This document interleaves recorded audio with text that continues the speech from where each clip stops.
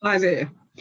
Well, today I've been thinking about perfection and imperfection. And a lot of people have asked me, how easy or difficult it is to accept that you are imperfect and that being imperfect is actually okay. Because let's face it, there are a lot of perfectionists in this world, and I've had my fair share of that. So here's the key. The answer is simple. The path to achieving it is not necessarily an easy one. So remember, it's a journey, not an event. It's a journey, not a destination. So there's the perfect part, this perfect part we play, and we want it to be a certain way.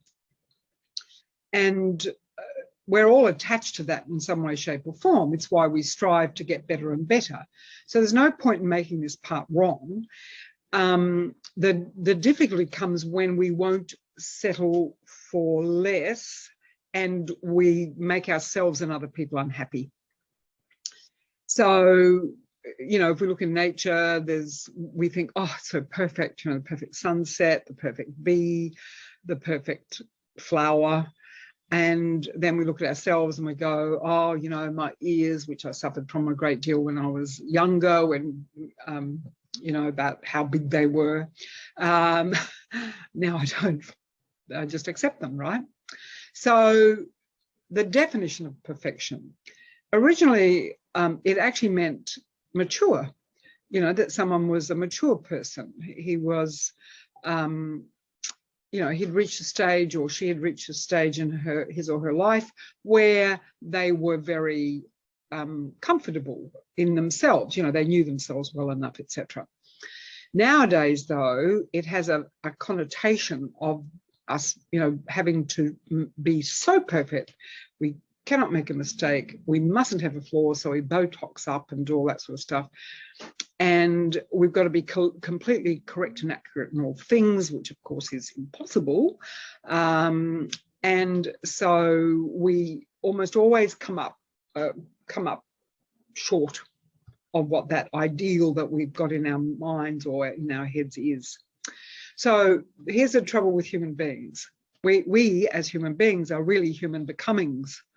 We're becoming something. We're constantly changing and hopefully growing in growing up rather than decaying or getting worse, and we are in that constant state of striving.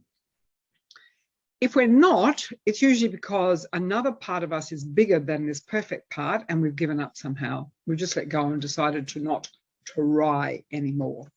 And the word try is for another chat sometime. In which case, even if we have given up, even if when we say we no longer care, we are still in a state of becoming. We just may not be becoming what we actually secretly want to be. So think back to when you were growing up. In my case, I'm still growing up, but anyway. And so what was your vision of who you wanted to be? And, was it like mum or dad? Was it like the kid next door? Was it like your gran or your pop, or, your teacher? And so, perhaps it was a hero in one of the movies or in a book that you were reading. Is that what perfection then became in your head? When I'm like that, then I'll be satisfied with myself. Here's the thing. There's something called divine discontent, which means we're actually never satisfied until we are one with our higher selves. And so the rest of it is the journey towards becoming one with.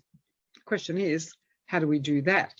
And until we accept that part of ourselves that is imperfect, that will never match up to what we have defined as being perfect, then we're going to be, there'll be that conflict. We're likely to be unhappy with ourselves and want ourselves to be different somehow. So when we think about the perfect part, it's probably attempting to shield us from something or guide us in some way, shape, or form according to what it thinks is best for us. But it's only one part. You know, what about the part that loves to get messy? You know, what about the part that, you know, couldn't care less, you know, especially if you've got a part that goes out and gets drunk, and then it really doesn't care and it starts to say and do things that it wouldn't normally do. So how can we accept ourselves if we don't accept all of our different selves, all of our little sub-personalities?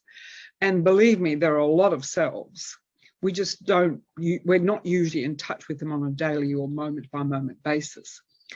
Most importantly is coming to that core of who we are, our essence. This is truly, from my point of view, the key. And that we only recognize that when we feel at home in our bodies, in our minds, and in our hearts. So when we meet someone, they'll recognize that in us. And if we meet someone who's like that, then we'll recognize that in them. And so there'll be this kind of harmonious coming together at that point. Now, if we don't feel good in ourselves and we meet somebody who's oozing this deep self-acceptance, we may indeed get triggered and think they're up themselves or they're arrogant or something. Usually, though, that is a projection. So it pays to come back and say, okay, I'm judging them. Maybe that's because I'm judging myself. You know, if I get triggered, then it's game over until I go back into fully accepting myself. So, as I said near the beginning, this is a journey, not an event. And so keep being perfect in your imperfections. And I'll see you next time. Bye for now.